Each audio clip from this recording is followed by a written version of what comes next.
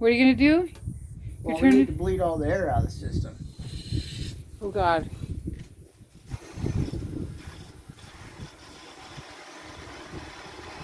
I hear things. Oh, the line's moving. There's water! There's water coming out!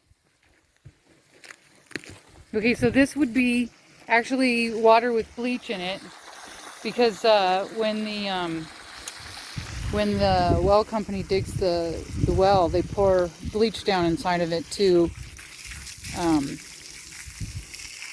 purge the bacteria. Purge the bacteria and impurities out of there. Okay,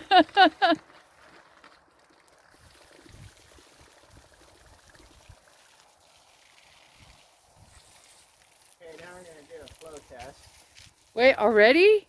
Well, yeah. So as soon as all the air is out, we can do that. So I'm going to wait for Don't get my fig wet. So this is what flow test consists of.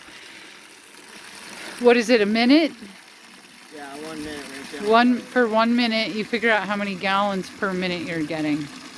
We should actually be getting somewhere in the vicinity of 15 gallons per minute.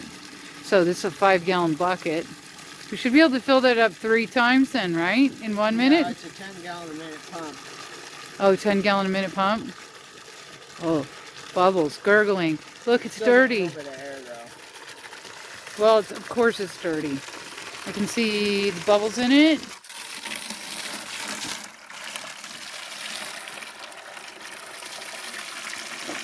It's coming out pretty strong.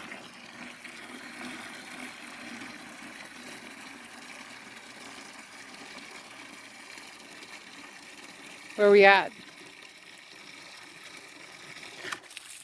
Probably looking at about 7.5 gallons a minute under free load. What's freeload mean? Well, that means there's no resistance to the pump pumping.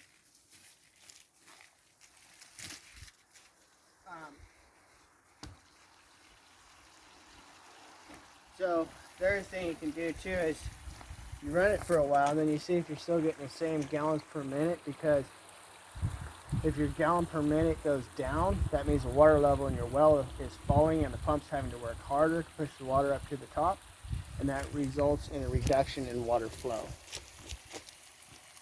Boy, there's a lot of crap in there. Well, yeah, I mean, that's pretty normal for... The virgin water? Yeah, because there's plumbing pipes that all need to be flushed. So this is, you know, it's a whatever.